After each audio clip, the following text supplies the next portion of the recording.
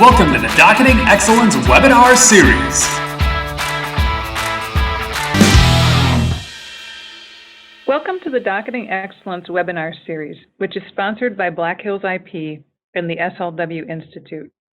Black Hills IP is an accurate, efficient, and cost-effective U.S.-based IP docketing and paralegal service provider. The SLW Institute is an educational group created by the Schwegman-Lundberg-Wissner firm, which aims to provide insightful and useful information to the IP community. For this webinar series, we have pulled together docketing experts and managers from the Schwegman firm, Black Hills IP, and their respective clients and customers to help educate on key docketing challenges and issues and share best practices on how to overcome them. The Docketing Excellence webinar series is free. There are about 2 webinars per month through May of this year. To see a complete list of webinar topics and to register for future webinars, go to the Webinars tab of the Black Hills IP website, which is www.blackhillsip.com. The webinar that we are presenting today is the 12th in the series. Today's topic is Tricky Chinese Patent Docketing. We have allowed time for questions at the end of the webinar. Questions may be submitted using the Q&A button on the control bar on your screen. You can submit a question at any time during the presentation. The presentation will be held in a queue until, or the question will be held in a queue until the end of the presentation. Before we introduce our panelists, I want to invite anyone who is not already a member of the Docketing Excellence group in LinkedIn to join the group. This is a group intended to be a community for IP docketing professionals to ask questions, share tips, and share best practices. It's easy to sign up. All you need to do is go to the website docketingexcellence.com. You will be automatically redirected from that website to the sign up page for this group in LinkedIn. After you sign up, you will be part of the community of IP docketing experts. For today's program, the presenters are myself, Christy Wheeler, and Jennifer Beaumentry. I am Ann McCracken, the president of Black Hills IP. I'm a patent attorney with 20 years experience in patent prosecution. I was a partner at the Schwegman firm for 10 years, and I also was a full-time law professor and directed the patent prosecution program at Franklin Pierce Law Center for 5 years. Christy, can you introduce yourself? Sure. I'm Christy Wheeler, and I've been doing IP work for the past 29 years. 26 of those years are in the foreign side. I've been with SLW for the past 12 years, and before that, Merchant & Gould, and a small boutique firm in Des Moines, Iowa. And at SLW, I co-supervise our case managers and help with the docketing issues along with my paralegal duties for a few clients. Jennifer, can you introduce yourself? Good afternoon. I'm Jennifer Beaumentry. I've been a paralegal in the foreign department at SLW for about 9 years now. And prior to working at SLW, I was a paralegal in-house at Graco Inc. And I was responsible for all the U.S. and foreign filings, all the U.S. and foreign trademark filings, docketing, and IP budgeting. I started out learning IP at Merchant & Gould in 2001, so I've kind of been at this for about 16 years now. Great, you guys. Thank you very much for being part of our program today. Oops. Hang on, sorry, I'm having a little trouble with my slides going the wrong direction. There we go. All right, well, while China is a highly regular prosecution process, they have a highly regular prosecution process, some of their docketing requirements can be puzzling if you don't have a comprehensive understanding of the underlying process. Today's program will provide insight into these tricky deadlines to docket. The program will cover first a quick refresher on how to calculate deadlines in China, and then a brief discussion of important items to docket before the substantive exam process in China, a high-level overview of the substantive exam process itself, and then a detailed discussion of items to docket during the substantive exam process, including office actions, decisions of rejection, reexamination decisions, and notification of reexam. And then finally, we'll talk about why Chinese deadlines are so tricky and what, as a docketer, you can do to make sure you're getting them right. So first, I want to briefly review how you calculate deadlines in China. We had a webinar about a month ago where we focused on the EP calculation of deadlines and the China calculation of deadlines. And you'll remember, if you were on that webinar, that where a document is sent by mail from the patent office in China, the 16th day from the date of mailing is presumed to be the date on which the document is received. Now, that language, the 16th day, comes from the Chinese regulations itself. What most people refer to this as, though, is the 15-day period. And that's because the first day of the time limit of that 16-day period is not counted in the calculation. And so if you want to think of it as a 15-day rule, it's fine to think of it that way. And basically the way this works is you add 15 days to the mailing date of the action to determine when the document is presumably received, which is the term they use in China. So in this example, if the office action was mailed on the 4th of July, 2017, the date on which that office action is presumably received is the 19th of July, which is 15 days after the 4th of July. So you just simply add 15 days to July 4th to calculate the date of receipt. Now, to calculate when the action itself is due, let's look at an example where you have an office action with a 2-month period for responding that's mailed on June 6th. In this case, to figure out when it's due, you add 15 days to that June 6th mailing date. That is June 21st. June 21st is the date that it's presumably received. Then the actual period for responding, in my example, is a 2-month period. So the 2 months is added to the June 21st date of receipt, and that tells you that your due date is August 21st. That's the actual deadline for responding in China. And Christy, can you comment a little bit, though, on some other things you need to take into consideration? Yes. In China, you have to pay attention to their holiday notifications. Like in January, they were off for the Chinese New Year for quite a while. However, they worked the Saturday before the holiday, or the Sunday before the holiday, and the Saturday after.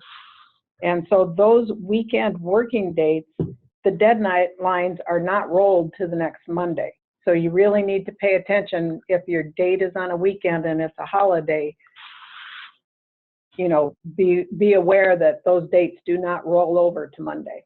So similar to how in the U.S. The deadline is the next business day, you're making note that in China you need to also be aware that sometimes a weekend can be a business day. Yes. For them. That's the point. And so that would add to, and I haven't looked at the calendar, but let's assume that June 21st was a Saturday that they were working. We might assume that that was a weekend and it would roll Monday. But Right. If it is a holiday or it isn't, you need to be aware of that. Yes. Great. That's a great tip. Thank you. All right. So most of our program will focus on the process that's referred to as substantive exam in China, but there may or may not be a number of formalities that come before the substantive exam period, and there are deadlines to docket for those formalities as well. These will depend on the particular case and the particular client. Your agent's going to tell you what is due and when it's due. For example, powers of attorney, assignments, priority documents. And for that, you should just very closely rely on what your agent tells you for the formalities that are due. Now, Christy, can you talk about the other deadlines prior to substantive exam, though, that are very critical deadlines? Sure. Your request for examination is 3 years from your earliest priority date. And then for divisional filings, the due date is 2 months from the date of filing of the divisional. That is assuming that your 3-year period has already passed. So you need to docket the request for examination deadline from the earliest priority date. So your PCT 30-month, that in China, you're going to be requesting examination within the 6 months later. So, and then you're going to receive a publication, and from that publication date, 6 months later, there's a deadline to record in Hong Kong. So that's referred, that deadline is called the stage 1 filing. Stage 2 happens after the patent is granted in China. Hong Kong has no prosecution. It's purely a registration process. So your stage 1, that you just need to tell your Chinese agent, we want to file in Hong Kong, and they will proceed to file in Hong Kong, but there's really not anything urgent. Once that patent issues in China, you then have 6 months to get a certified copy of that Chinese patent to complete the stage 2, where your Hong Kong patent will grant. So I just want to mention that there are 3 different ways to enter in Hong Kong. Your Chinese application, your European application, or a Great Britain application. Now, that isn't the EP validation Great Britain. It is a direct or a PCT filing of Great Britain. So you can have multiple pending applications in Hong Kong from the 3 different routes, but you must abandon one of the applications. Say China has granted and Europe is still out there, you might want to go with that Chinese application or granted patent. You might want to look at the claims and see, you know, how's your European case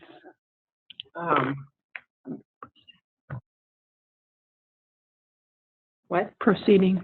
Yeah, thanks.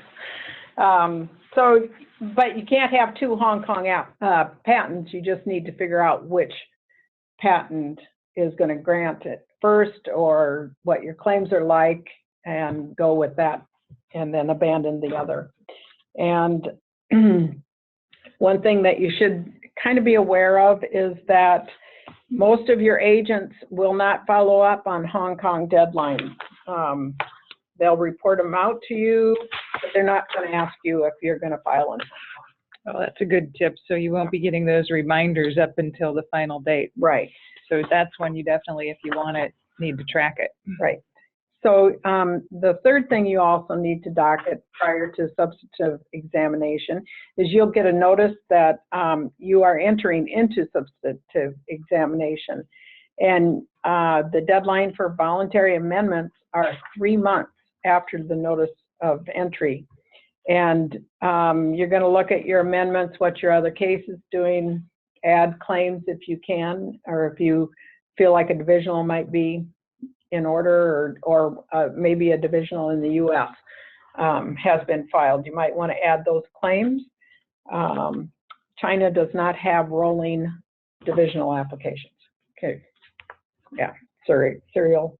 So, and again, there are no warnings from your agent that there's a voluntary amendment deadline. Are you going to do anything? Unless you've told the agent that one might be considered. So, but most agents don't mind on that. No. So, okay, the next item in the slides is a high-level flow chart of the substantive exam process in China. And I know this is kind of small. I'm going to walk through it. It starts at the top with that oval of receiving an office action. And I've tried very hard to use the actual terminology in that you will see on the documents that you're receiving from the Chinese Patent Office in this flow chart, so that we can see when these things come up, what they're called, and how they equate to things that we're more used to in the US. So the good news is the first thing you get is an office action, and it's called an office action. And that's the same as your non-final office action in the US. And we, I think we'll talk about it in a couple slides, but you may receive multiple office actions, and that's where, after filing the response in the second box, the line goes off to the left and then back up to receive office action, you can get more than one essentially non-final office action before you get to the third block in the diagram, which is receive a decision of rejection. This is really what we would think of as a non-final, or I'm sorry, as a final office action in the US. The decision of rejection is the equivalent of a final office action. At that point, you have to go into a process that's similar to the appeal process in the US, and you start that process by filing what's called a request for reexamination. That request for reexamination could be thought of as being kind of like a notice of appeal, or somehow triggering the appeal process in the US. The thing here that I think is a little tricky is the next few boxes on this diagram all refer to the term reexamination. And in the US practice, we think of reexamination as something that you do on a patent that has been granted. But in China, the term reexamination is used to for the process that's like an appeal process. So these blocks on this flowchart that refer to reexamination all relate to a process that's dealing with an application that's still pending. So you start off that appeal process with filing a request for reexamination. If you're lucky, the Patent Review Board will agree with you and determine that the examiner's rejection was wrong, and that's a little box off to the left on this chart, where you receive a reexamination decision revoking the final rejection. If the Patent Review Board revokes the examiner's final rejection, then this process, if you follow that line up, gets kicked back to the examiner, where the examiner has to either then issue a new office action, or the examiner may decide to allow the case, but it goes back to that top block. But assuming the Patent Review Board does not agree with you and sides with the examiner, then you will receive what's called a notification of re-exam.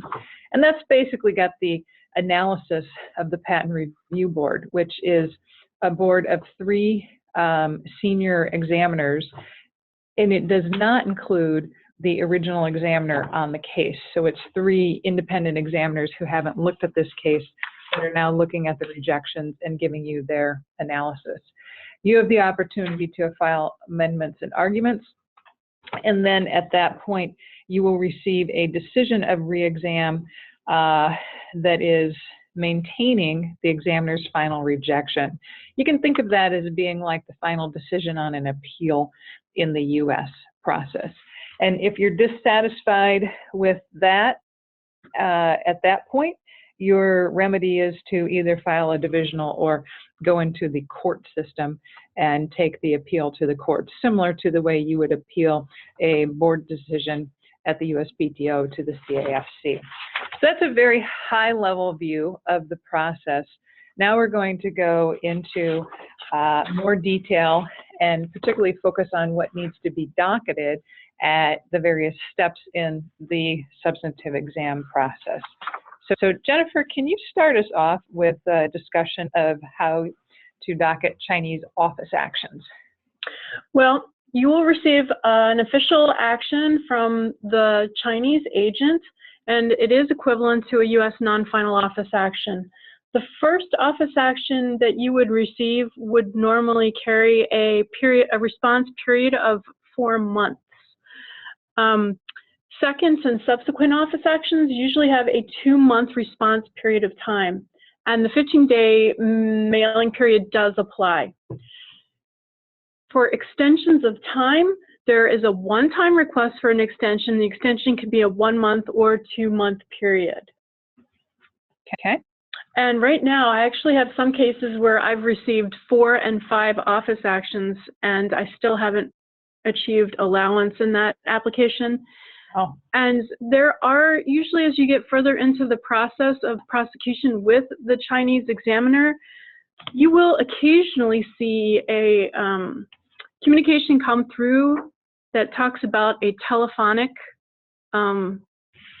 communication where the examiner has called your Chinese agent and they will say, we think this needs to be changed, we think this may need to be changed, and then it would be possible for allowance. So you will occasionally, as you proceed into the prosecution of that application, it will not come through as an official office action, but it will say it's a telephonic communication with your Chinese agent. We, at SLW, we do docket those dates that the agent gives us, not as an office action, just as a response to the examiner's call, so that it's when not there's missed. been a telephonic interview. Okay. Yeah. And oftentimes the agent will not give you a specific date for a response. They will say, you do not have a specific deadline with which to respond, but we recommend that we file a response by X date. And that would be the date that you would want to docket for responding to that telephone call. Good.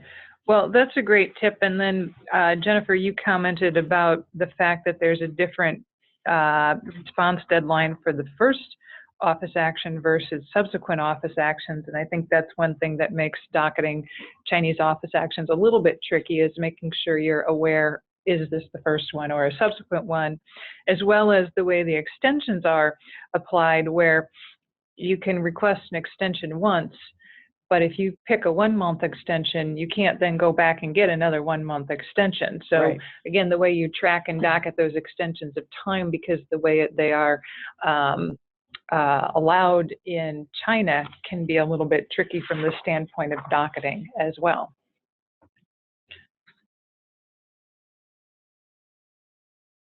All right.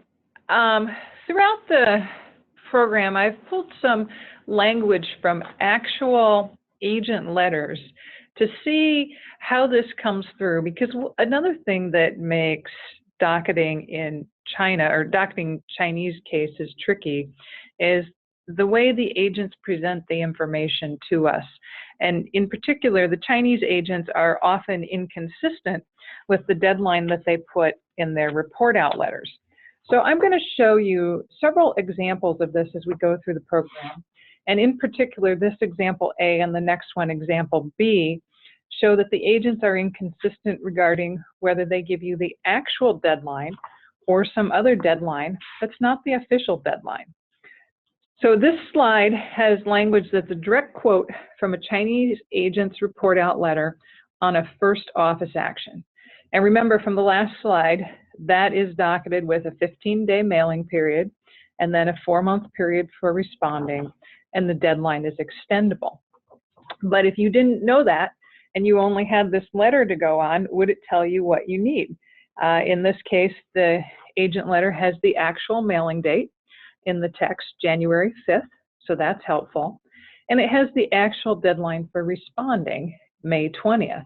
And that deadline is based on the actual mailing date, plus the 15-day mailing period, plus the 4 months on top of that. That gives you May 20th as the actual deadline. And I have that calculation on my bottom bullet following the text. So the calculation on the bottom bullet is my calculation. The first bullet is the quote from the agent's letter.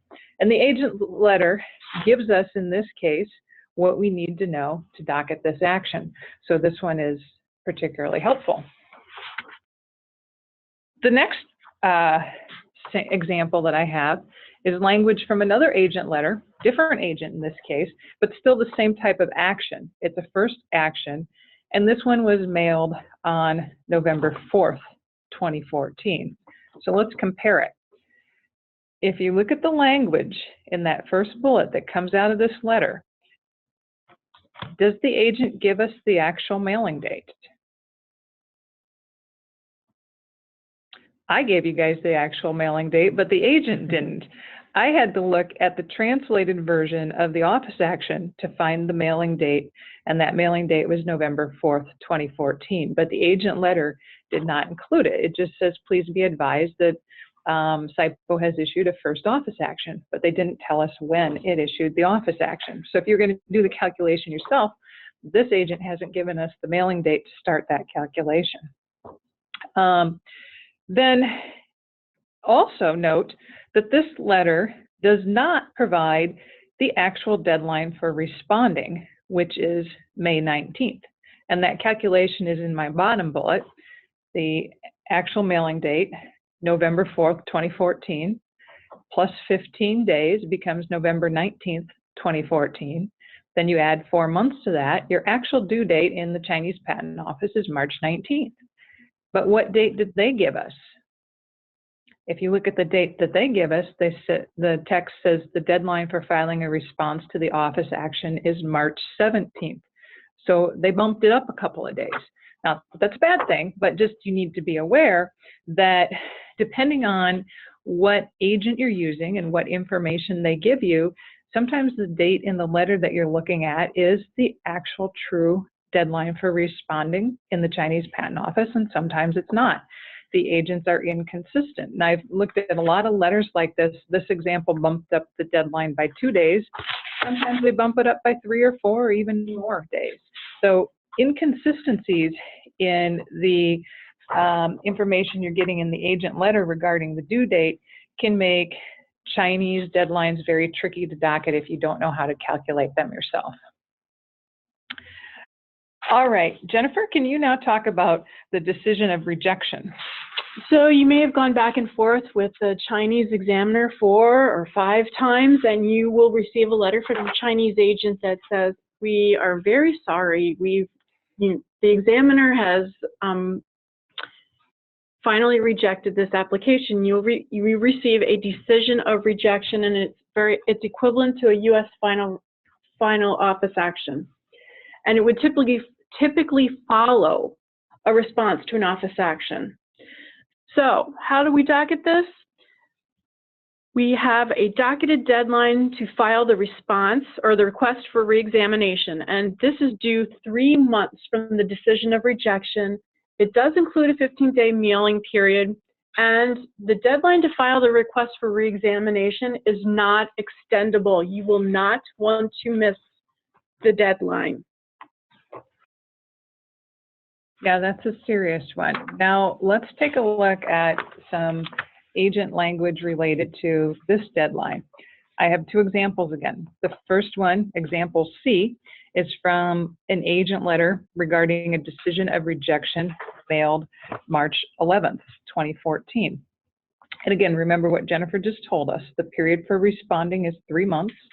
The 15-day mailing period applies, and the deadline is not extendable. So in this case, the agent letter gives us the actual mailing date, because they say the decision issued on March 11th, 2014. That's the actual mailing date. And they also give us the actual deadline for responding, which is June 26th, 2014. And they also tell us that the deadline is not extendable.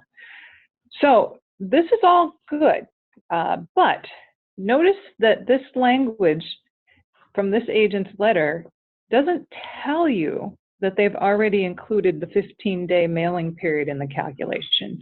You know it because I explained it to you, and you know now how to calculate this deadline. But if you were just relying on this letter, you wouldn't know if they'd added that 15-day period in or not. It's a common practice in many organizations to docket the date that the agent gives you as the due date. However, what would happen if the attorney relying on the deadline doesn't know that the date already includes the 15-day mailing period, and they incorrectly assume that they have 15 more days beyond the date that's on their docket? We all agree that would not be good. In this case, it could be a real problem because this deadline is not extendable. In this case, they don't even have a couple of extra days because the date in this letter is the actual day for responding in the Chinese Patent Office. So this is another reason why China docketing can be very tricky. If the agent doesn't tell you if they've included the 15-day mailing period in their calculations, you may have issues with the people who are using these docketed deadlines making assumptions that are incorrect, and that can lead to a very bad situation. Now let's look at one more example. Again, this is an example from an agent letter regarding a decision of rejection mailed on April 23rd, 2015. This is example D that we're now looking at. So in this example, does the agent letter tell us the mailing date at all? I don't see it in there. They say that the SIPO issued a rejection decision raising objections to the subject application, but they don't say when that rejection decision was issued. Again, I had to look at the translated version of the office action to find that the mailing date was April 23rd, 2015. And keep in mind too, depending on the agents and how quickly they report things out, sometimes that translated version of the office action doesn't come until later. You may get an initial report out letter and the Chinese language version of the office action, but you might not get the translation until some point later, depending on what their process is for reporting out to you. So I had it in the translated version, but this is one that's well after the fact that I'm looking at. So it doesn't give us the mailing date. In addition, it doesn't provide the actual deadline for responding, which is August 8th. So we have a mailing date of April 23rd. You add 15 days to that, and then you add 3 months to that, and your actual deadline that I've got calculated on my bottom bullet is August 8th, 2015. The agent letter says the deadline for responding is 2 days earlier, August 6th, 2015. They don't tell you that this isn't the actual deadline. And in fact, if you saw the actual agent letter up in the subject line of the letter, it's got a statement that says official deadline, August 6, 2015. To me, official deadline sounds pretty official. Sounds like it's the date that it's actually due in the Chinese Patent Office. But in this case, it's not. Again, they've bumped it up a couple of days. And again, it's another reason why this is tricky, because they don't tell you that they've included the 15-day mailing period. And in fact, they haven't really, they kind of have, but they kind of haven't. They've actually given 13 days of the 15-day mailing period. So you have a couple of extra days, but that's it, because this is a non-extendable deadline. So, you know, some people assume, or at least I in the past used to assume, that if the agent letter did not include the 15-day mailing period, it would just give me the period for responding from the mailing date of the office action. So in this case, it would be 3 months from the mailing date, and I'd have a full 15 days after that, which that's not a safe assumption either, because again, in this example, the deadline provided by the agent's not the official deadline, but it has 13 of the 15 days already included. If you assume you have another 15 days on top of this as the attorney, you're going to miss your deadline because this is a non-extendable deadline. All right, so let's move on to reexamination decision. Christy, can you talk about a reexamination decision revoking the decision of rejection? Sure. So you filed the reexamination, you've done some amendments or not, or arguments, and you receive a revoking the decision of rejection.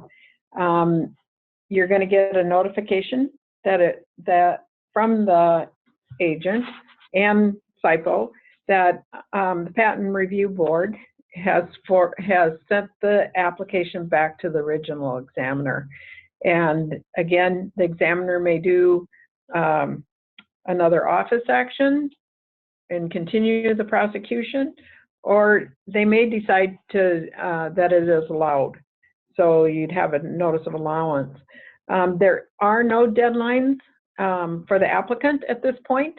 However, we suggest doing a 2 to 3 month status check, just to, because China kind of goes quickly, moves processes along, and so by 2 to 3 months you should have something, or at least ask your agent to contact the examiner and find out when they're going to do any type of communication. Okay, good. So. Thank you, Christy. So I went one too far. All right, Jennifer, can you talk about the notification of reexamination? So as Christy just talked about, you've filed your request for reexamination. You may or may not have made amendments. You've provided arguments to the Patent Review Board. However, they continue to maintain the rejection, and they issue what is called notification of reexamination. So they are maintaining that original rejection of the application.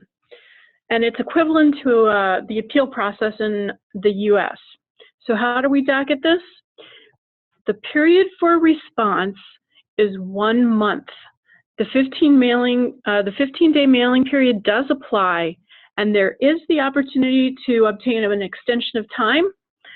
It's exactly similar to the prosecution process, where you have one shot to request an extension, and the extension can be for 1 or 2 months period. Okay, so let's look at some examples of agent letters regarding a notification of reexamination. So the next example, example E, is from an agent letter reporting out a notification of reexamination that was mailed December 28th, 2015. Now again, what Jennifer just told us is the period for responding to this is 1 month, the 15-day mailing period applies, and the deadline is extendable. So first of all, does this agent letter provide the actual mailing date?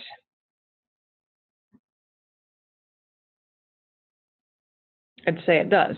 This is, the language says, this is to report to you that we've received a notification of reexamination in connection with the above identified application on December 28th, 2015. So that's the mailing date from the Patent Office, December 28th, 2015.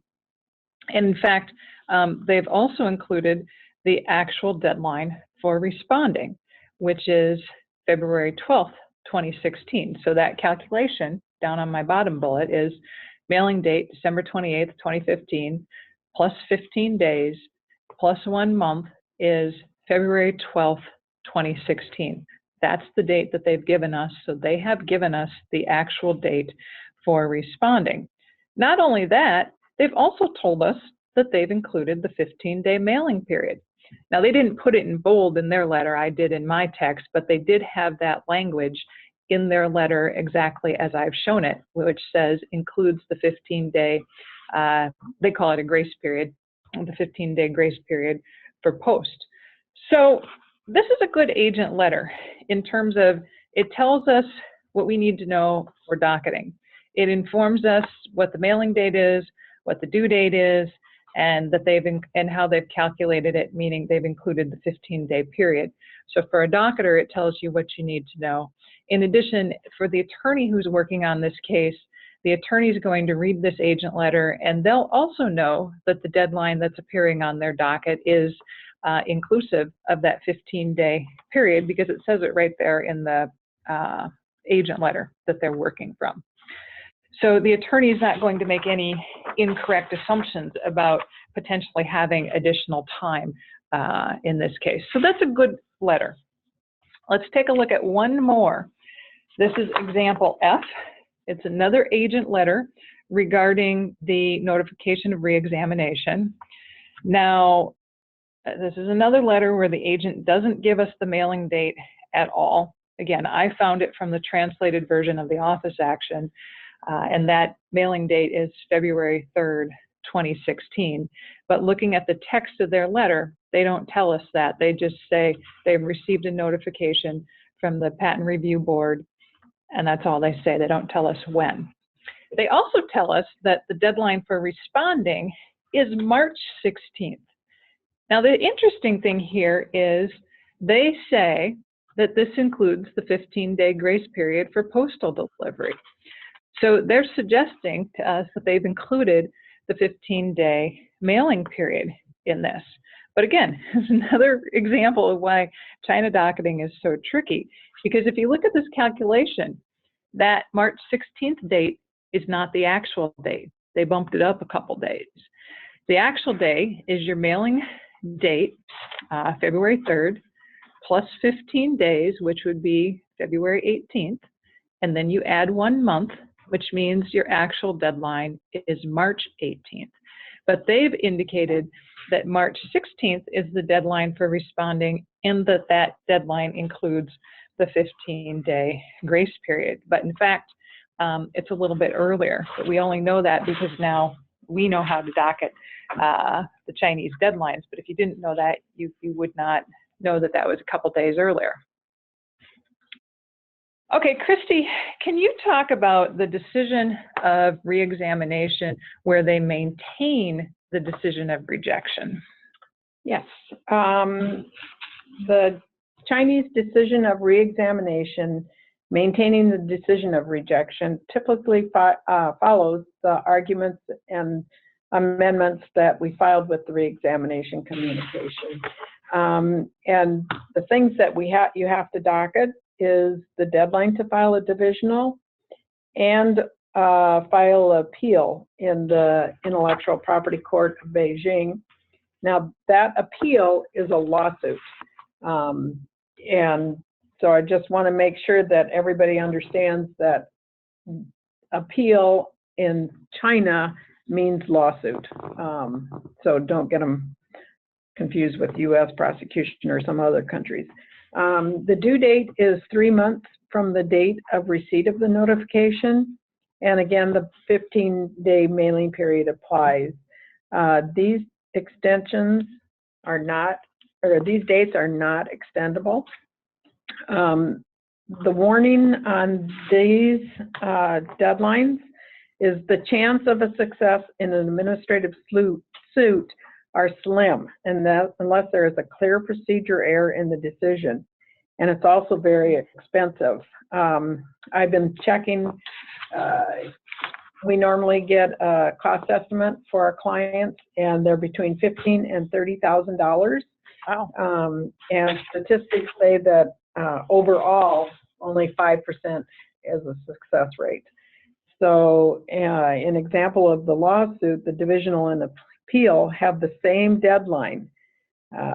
We recently received a notice on one of my cases, and it showed 2 different deadlines. And now they had the 3-month deadline for the lawsuit or the appeal, and then they had 15 days later was the divisional. So they wanted to get our instructions on the lawsuit prior to their needing the information about the divisional. There are documents that you have to file with the appeal or the lawsuit, and that's getting things to ID of the client, power of attorney, and there's one more thing. But they can file with scanned copies with a follow-up within 2 weeks of the original. So anyway, there again, the agents are kind of playing with the deadlines. Just to point out, this decision that Christy was just talking about, this comes after you filed the response to the one that I discussed, where you only have a 1-month period of time to respond. So this would be the actual final rejection that you receive after that. Yep. Yeah, it's basically the equivalent to the final decision on an appeal if you were in an appeal in the USPTO. It's the final decision of that patent review board. And, you know, at that point, your options are take it to the court or file a divisional. Right, Christy? You can do one. You can do both. One. Oh, you can do both. You can do both. You can file a divisional in case you're not successful at the appeal. Well, that's a good tip too. Yeah. Okay. All right. I haven't had a client that has wanted to do this. Nobody's taken it on a full appeal yet? No. And I've only been doing this for 20-some years. In 20-some years, and a lot of foreign practice and a lot of Chinese practice, you haven't done one of these yet. No.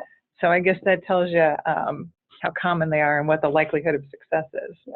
I also see clients not wanting to file a divisional either.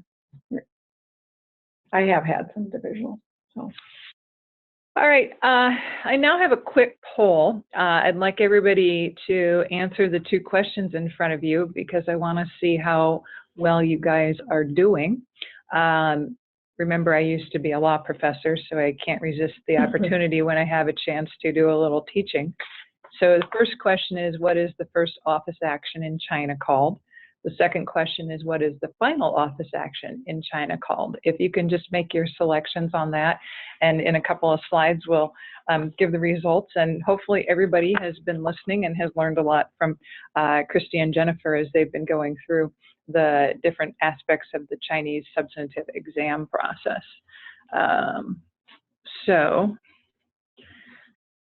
Let me get that out of my screen. Okay, so we've just talked through the significant events that come up in the substantive exam process and some tips on how to docket them and some examples of why these are tricky to docket. But just in summary, why are China deadlines so tricky to docket? Well, there's several reasons, and a number of them we've already pointed out. First, the agents are inconsistent regarding the due dates that they put in their report out letters. And we saw some examples of this. Does the due date in the report out letter include the 15-day mailing period or not? Did the agent shorten the deadline by a few days or not? Sometimes agents call a deadline an official deadline, even when it isn't the actual deadline for filing in China. And the agents often do not indicate whether they've included that 15-day mailing period in their deadline. So the inconsistency in what is reported as the due date is one reason it's tricky. Another reason it's tricky is the agents may not provide the actual mailing date. And we saw examples of this where they didn't include the mailing date at all in their report out letters. Or we've also seen, and I didn't give you an example, but Christy and Jennifer have seen this, where the actual date of receipt by the agent is what they include as opposed to the mailing date from the patent office. So those are a couple of reasons why it's tricky. Christy, now, again, you had talked earlier about the holidays and the weekend work days as well, and I think that comes into play here too. Yes, just remember that some Saturdays or Sundays are working in China. Mm-hmm. But you'll get plenty of notice. You should get plenty of notice from your agent or agents about that. Agents will occasionally send you a reminder because they're looking for your instructions, and they will say, and we are on holiday, or SIPO is closed during these days, so the deadline will be, the deadline will roll to, the next working day. Okay. Other reasons that the Chinese deadlines are tricky to docket, the obvious one is it's not in English, so it's difficult to tell from the official patent office document what the correct mailing date is, for example. Also, as I mentioned, and certainly I know I was an attorney who was aware of this 15-day mailing period. Not all attorneys are, according to Christy and Jennifer, but I certainly was one, and would often assume that I had the 15-day mailing period, and that can be a dangerous assumption, again, from some of the examples that we looked at. And then just another comment is the titles of the documents that are going to your docketing department can be confusing. If you don't do a lot of docketing for cases in China and you see something that comes through that's called a re-exam. Re-exam normally, as I indicated earlier, refers to something in the US that is a procedure that's for a patent that has been granted. But in this case, the re-exam terminology is the terminology that's used for the different aspects of the appeal process in China. So just what you're looking at, I think, can be confusing as well.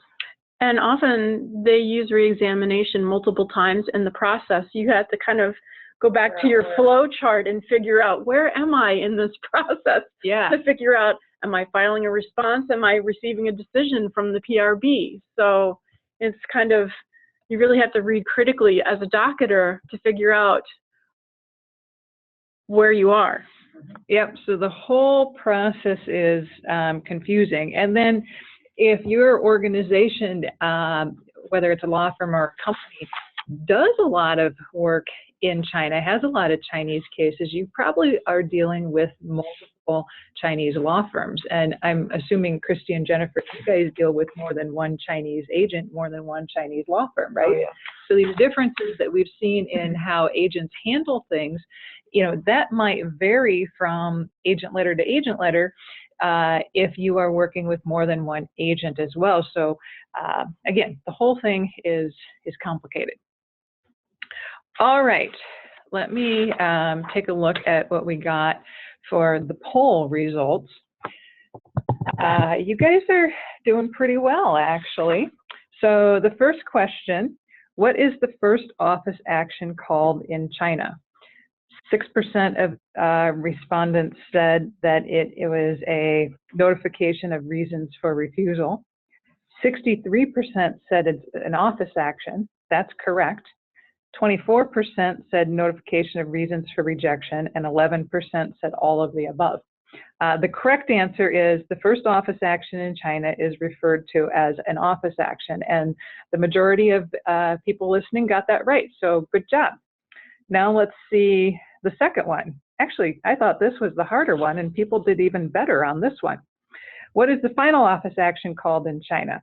The correct answer was C, Decision of Rejection, and 78% of the audience got that. So I think we have people that are well on their way to being able to docket in China. This is a good thing.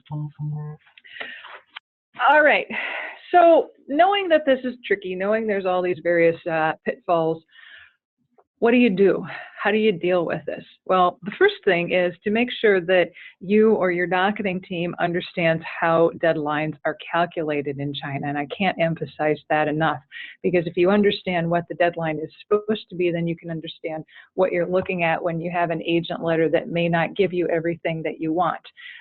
So first step is understanding how deadlines are calculated in China. The second thing is, if you can, if you're in a position where you can have a consistent policy on what goes into your docketing system, that is also a very, very good practice. Now, there's different ways you can docket. You can use just the country law in your system. We at Black Hills IP docket for a company. I can think of a company, for example, that has this docket based on the Chinese country law in their docketing system, and that country law does not include the 15-day period. So if it's a 2-month response, the country law launches a date that's 2 months from the mailing date. And they know that. They know that every time they look at the deadline, it doesn't include any mailing date, that it's just the 2-month period, and it's consistently done that way. We have other people that we docket for that want us to docket off the agent letter, and we can docket off the agent letter, and that's a very common practice as well. But again, from the examples that we saw of the agent letters, you need to really make sure you understand what the agent is telling you. And they may say that they included the 15-day period, but maybe they only gave you 13 days of the 15-day period. Or maybe they don't tell you at all if they included the 15-day period or not. So again, that goes back to the first docket, first bullet. Make sure you understand how to calculate these deadlines so you can understand what your agent letters are telling you. And another option is to calculate the deadlines yourself. So whatever route you go, the best thing is to be consistent so that the people who are working off the docket deadlines that you're putting in know that they're looking at the same thing all the time. And if they know that, then you're going to have much more success with your China docketing. And then the final tip is you can ask your agents to provide what you want. So we had that good example of that letter where they gave us the actual mailing date from the Chinese Patent Office. They gave us the actual deadline, and they specified that they had included the 15-day mailing period in that. And then we also had some letters where they were clear about whether extensions were available or not. Depending on what your relationship is with your Chinese agent, you may or may not have a lot of weight with them, but if you're particularly corporations tend to be able to be very direct with the agents that work for them and dictate what they want to be specified in the letter, and you certainly can ask. Anything else that you guys want to add about this or other tips for China? I do have something in China that the Chinese agents don't readily talk to you about, but there is a restoration period. And so if you miss a deadline, that CIPO will issue a notice of withdrawal. You have 2 months from that to get your application back. What I don't know if is that is on the appeal process or all those unextendable deadlines. That I'm not sure of.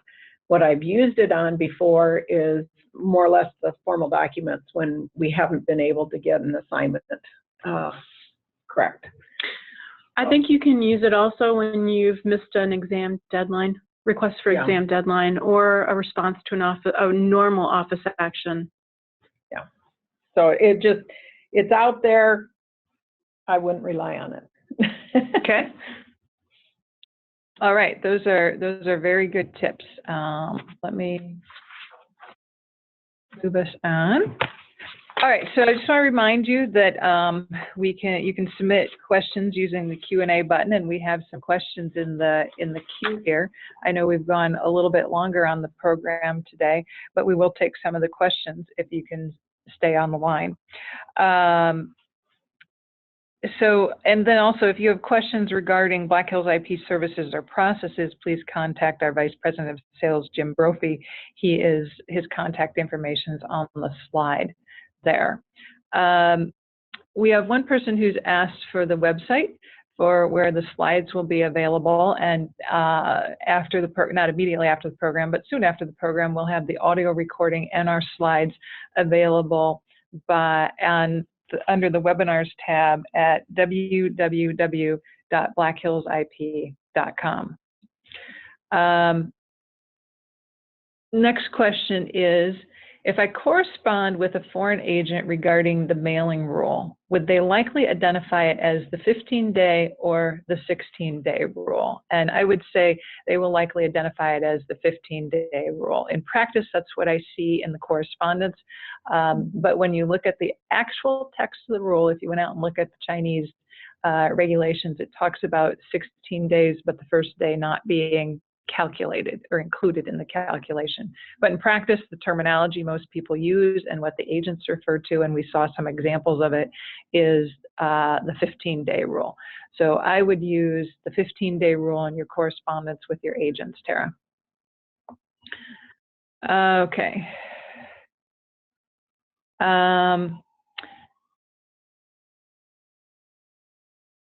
When the associate, whoops, sorry, this is scrolling up as I'm looking at these. When the associate gives a date that is just a couple days different than the actual deadline that you are calculating, and it's in the future, how would you know if there were holidays included and the date is, or if the date the associate is giving you is indeed the deadline for response? I would say Check your Chinese holiday. check your Chinese holiday calendar. Yeah, you can get it online. And now SIPO has a really great, they've gotten a lot better in terms of what they put on their website that's in English, and there is an English version of the SIPO website. So that's really helpful. That's number one. Number two, the agents usually advise you ahead of holidays when the holiday period is. So you would probably go back and look for a fax or an email from the associates giving you a heads up that there are holidays coming due. And then for the third part of that is you don't know 100% that the deadline the agent is giving you is the actual deadline. But we at SLW, we docket based on what the agent tells us. So if they tell us a deadline and it happens to be not a correct deadline, it's an issue for the agent to address. Okay, so I'm going to jump to this question. So in your examples from the Chinese associates that reports the deadline is 2 to 3 days earlier than the true deadline, do you recommend docketing their date or the true date? What do you think the ideal consistent policy is? I guess my response to that is, do you docket your U.S. responses 2 to 3 days before the actual deadline at the USPTO? I don't docket. And I wasn't to you guys, it was more to our audience, and I'm more of a purist. I think the docket should, the ideal docket has the actual true deadline. for the item in the patent office that you're working with. Now, And I like it that the agent is giving them a little bit of time so that for the last minute people, so that they can work this thing. So I like having whatever the agent says. And we've taken the position at SLW that we docket what's in the agent letter. So if the agent puts a 2 or 3 day period of time that's before what we think is the deadline, we go with the earlier date that the agent has put in their letter. And that's I guess the safest date would be your 2, 3, 4 months from the notification from the disciple. well, and that's why I think a lot of docketing systems have country law that just do the 2, 3, 4 months from the SIPO date, like you said, and they don't include the mailing period. Yeah, because it's just, you know, it's there.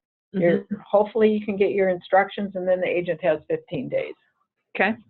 Now, similar to that, though, here's a great comment. How do you account for the time difference in China?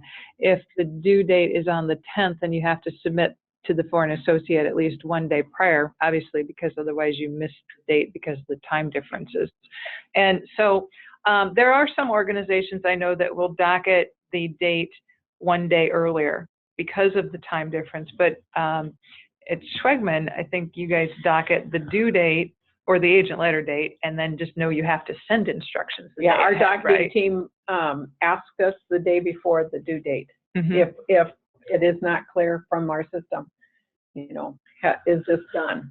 And so that if it isn't done, we have time to get the agent something. right. We docket on the date that the agent tells us, and we comply with sending instructions at least the day before. And if we don't, then our docketing department notifies us and asks if this has been completed, but they do it, like Christy says, the day before. Yeah, and that's all of our foreign dates too. Right, and that would satisfy the time zone difference. Although unfortunately, the agent will be getting it on the day it's due to the time zone differences. And quite honestly, that's probably one of the reasons why they bump those dates up a couple of days, right? It's the same reason my hairdresser tells me my appointment's 15 minutes before what he actually puts in his appointment book. But, you know, they have ways to manipulate people, right? We've worked with you beforehand. We understand. Does the docketer contact the foreign agent for clarification of deadlines, or does the responsible attorney and their assistant contact the foreign agent? What's the preferred practice? So I believe that at SLW, our docketing department does not directly contact foreign agents to clarify deadlines. It would be the responsibility either of the attorney or their paralegal or assistant. The docketing department generally doesn't have contact with the foreign agents. I think it would confuse the agent too. I mean, they're used to getting communications. I mean, on my clients, they're used to getting them from me. And so if they get, I mean, anybody can ask the agent, but it's just cleaner if the responsible attorney or the assistant gets the information. And then they can present it to the docketing team. Okay.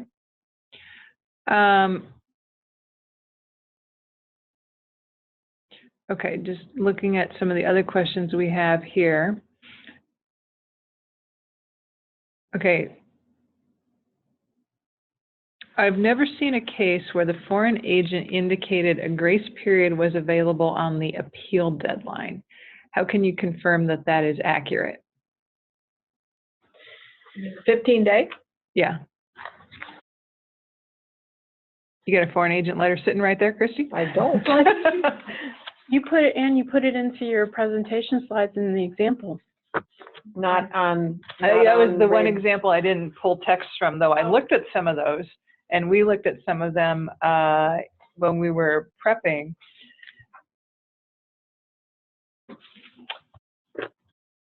Certainly, if you get to that point in the process, you can definitely ask them if it's there or not. And again, it's good to make sure you understand what they are giving you and whether there is a grace period or not.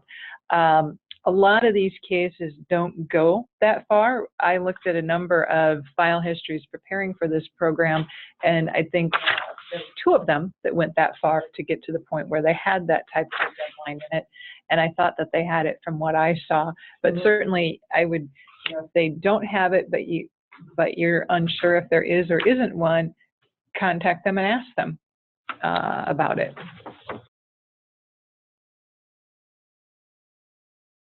I didn't bring my notes from when we were looking at these? Right. It had one of these, so I could tell, but I don't have it. Where on the Chinese language version of the office action do you see the mail date and the receive date? Well, the receive date would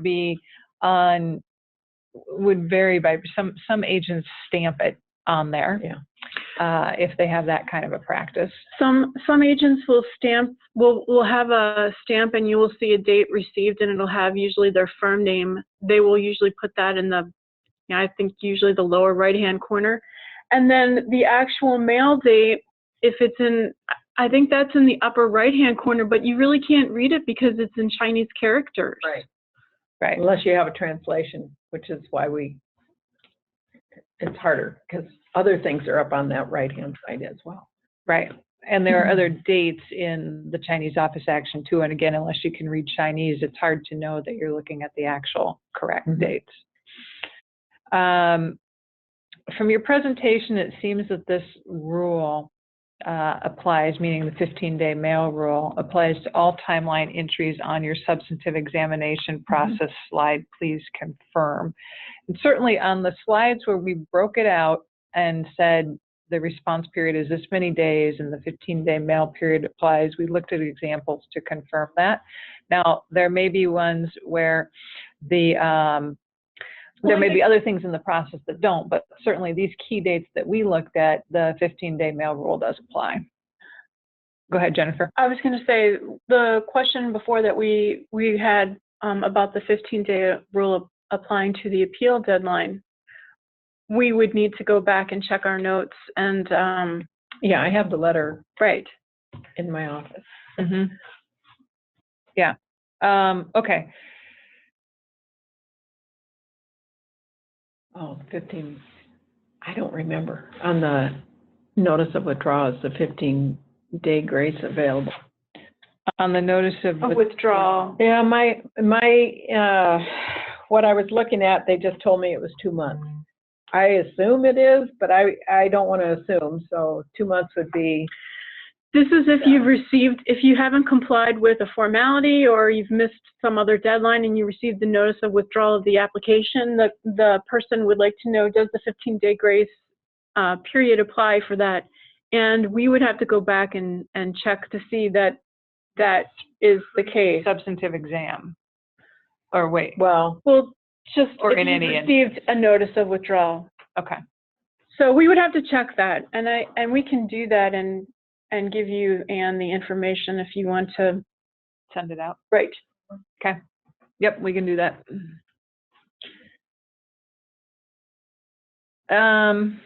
Okay, one more here. With regard to deadlines that allow the 15-day mailing rule, where the letter from the foreign associate gives a date less than the 15 full days, is it possible because they're accounting for their actual date of receipt of action? Would that be the actual deadline, or must the actual deadline include 15? So yeah, it is possible that they're using their actual date of receipt and then taking the response period 1 month, 2 months, 3 months, whatever it is, and calculating it, and that's the reason why these are tricky. My understanding from the rules, though, is that in the old days, they did actually look at the actual date of receipt and how long it took to get by mail to the Chinese agent. But now, to simplify things, they just say it's presumed that it's going to take 15 days to get to you. And your due date is calculated off of a presumed receipt date, which is the 15 day. So, and there's no way to know a lot of times what the actual receipt date is from the associate, because they don't tell us we received it on X date, or there may not be a date stamp for that firm receiving it. So it's really hard to tell when that agent has actually received that office action or the official communication. Yeah, it's extremely rare they tell us their receipt date. Sometimes they do, but it's extremely rare. Christy, can you quickly discuss China maintenance fees due after grant? That's another question, which is a little beyond the scope of this program, but go ahead. Right, but it is an important deadline that can be confusing. When you receive the notice of allowance, you're going to get a deadline to pay issue fees or registration fees or whatever your agent recalls them. And then they may or may not tell you annuities are due at the same time. Well, basically, it's the grant fees are your back annuities. And then, but if that period is, say, the application was filed today, March 15th, and February, or December 15th, you had last year you were supposed to pay your annuities or your grant fees. Your annuities are going to be due January or March 15th, 2017, whether or not you have received the patent.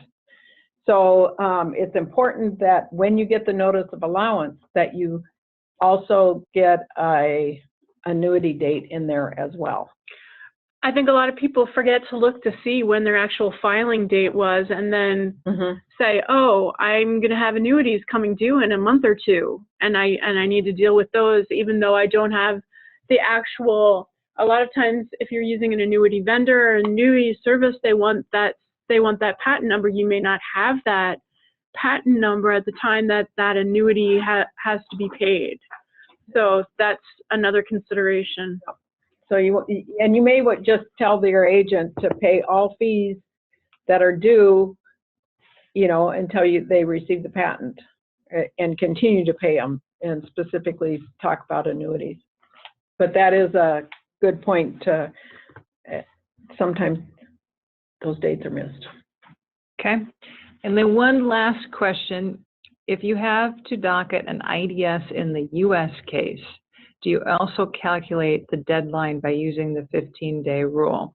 The answer to that would be no. The 15-day rule only applies to deadlines that are for items due in the Chinese Patent Office, but it wouldn't apply in the U.S. Patent Office. And in fact, Rule 97 for filing of IDS statements talks about information contained in information that was first cited in any communication from a foreign patent office. So because of the consequences of failing to cite something or not citing something within the right window in the U.S., I always treat that first cited language as meaning the mail date of the office action. Because otherwise, if you add 15 days to that, you might miss your window for getting your art cited in the U.S. So the answer to that would be no. All right, that's what we have for questions. Thank you, everybody, for staying on. And this was a good set of questions and a good program.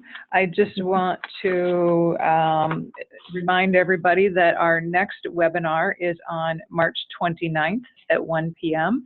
And the topic is Understanding Docketing for the Appeal Process in China, Korea, and Japan.